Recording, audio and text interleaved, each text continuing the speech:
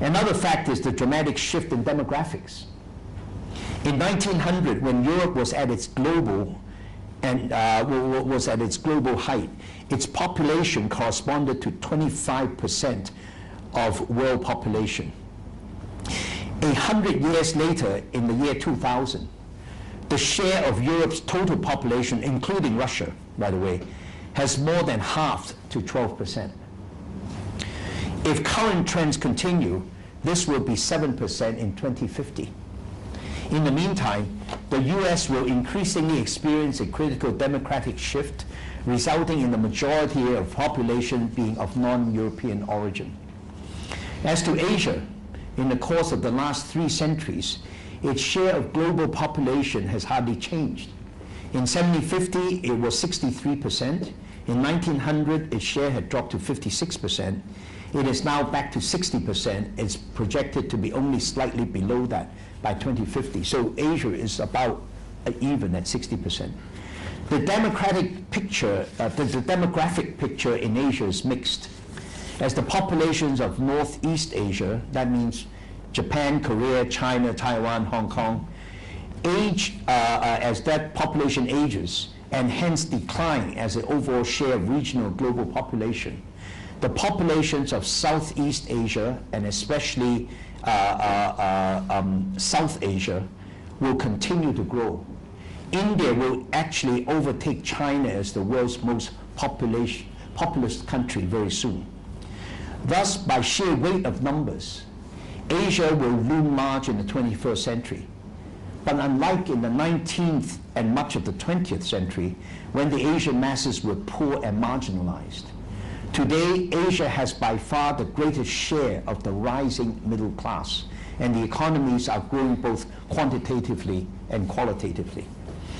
It is estimated there will be an extra 1 billion person joining the middle class in the next couple of decades. The prediction, however, is some 90% of this will be in Asia.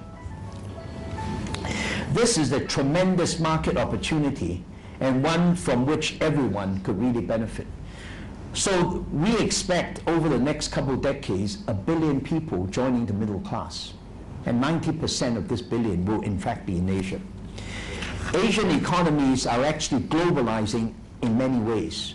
Their markets are generally open to foreign trade and investment, while increasingly Asian economies and businesses are movers and shakers in trade and investments in all over the world and all over the world markets.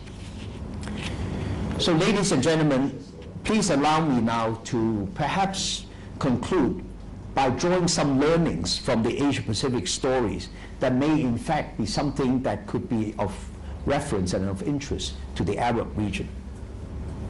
Firstly, all of the Asian success stories are ones where economic reform was pursued uncompromisingly. In addition, many Asian societies have used external leverage to pressure their domestic constituencies for reform.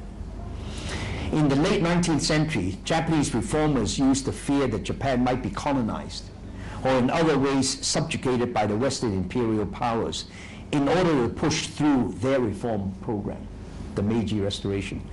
A century later, in the late 20th century, Chinese reformers used the rigorous conditions for accession to the WTO as leverage to push through their reforms domestically. And I witnessed this whole thing myself very closely and very personally. And China's accession to the WTO, in my mind, is as much for external purposes of joining the global markets as it is for internal purposes of really enforcing the reforms domestically in the Chinese economy. And you can witness the progress in the Chinese economy after China's accession to the WTO. Secondly, there is sometimes concern that economic reform and globalization may erode a nation's cultural identity. This has not been the case in the Asia-Pacific experience. Japan, I'm sure you all agree with me, is still very Japanese. The opening ceremony of the recent Beijing Olympics was a remarkable display, in my mind, of Confucianist Renaissance. It is not true that the price for economic reform and thereby success is the dilution of one's cultural identity.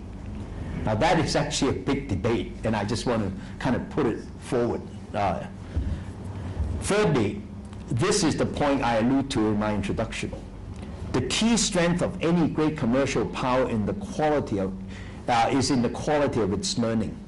This was true of the Arabs in the 8th and the 15th century, as it has become true of the US in the 20th century, and is becoming the case for the Asia Pacific. We are placing enormous importance on human capital formation and the development of relevant skills. I know that currently vast sums are being invested in the Arab world in education and learning, and this, I might say, is absolutely vital. Fourthly, I would stress with great emphasis the imperatives of a national administrative system conducive to entrepreneurship. Education per se is not sufficient. Graduates must also be given the right opportunities to use their talents. This is one of the great success factors of the Asia-Pacific region.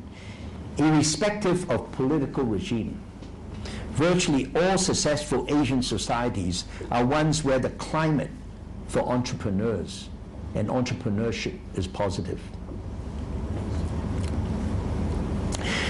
You know, this has really been, in my mind, a driving force of the economic growth of China and Vietnam, for example.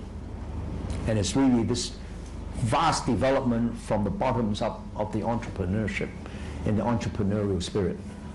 Fifthly, I would underline the great benefits of regionalization. I mentioned earlier that a lot of Asia-Pacific trade and investment flows are intra-regional. The forces of intra-regionalism have transformed the Asia-Pacific economic landscape and market. Regionalism has contributed greatly to growth, to creating economies of both scale and scope, to enhancing competitiveness and productivity, and to creating a dynamic intra-regional market and community. Following on from my former point, regionalism has also provided many incentives to regional entrepreneurs. But having said that, I'd just like to put one caveat. As we promote regionalism and development of regions, I think it's very important to make sure that we pursue the concept of open regionalism, that we have interactions between the regions. We don't want the regions to be blocks that are introverted. And so your idea, Talal, of linking the Arab region with the Asia-Pacific region, I would commend. But we must not be just thinking about that, of course. We must be open to other regions in the world, and some of the traditional regions like Europe and obviously America is still the most important market in the world. So I encourage the growth because I think one can only really make rapid progress on a regional basis where things are culturally and so on much more similar. But we must actually encourage the whole concept of open regionalism.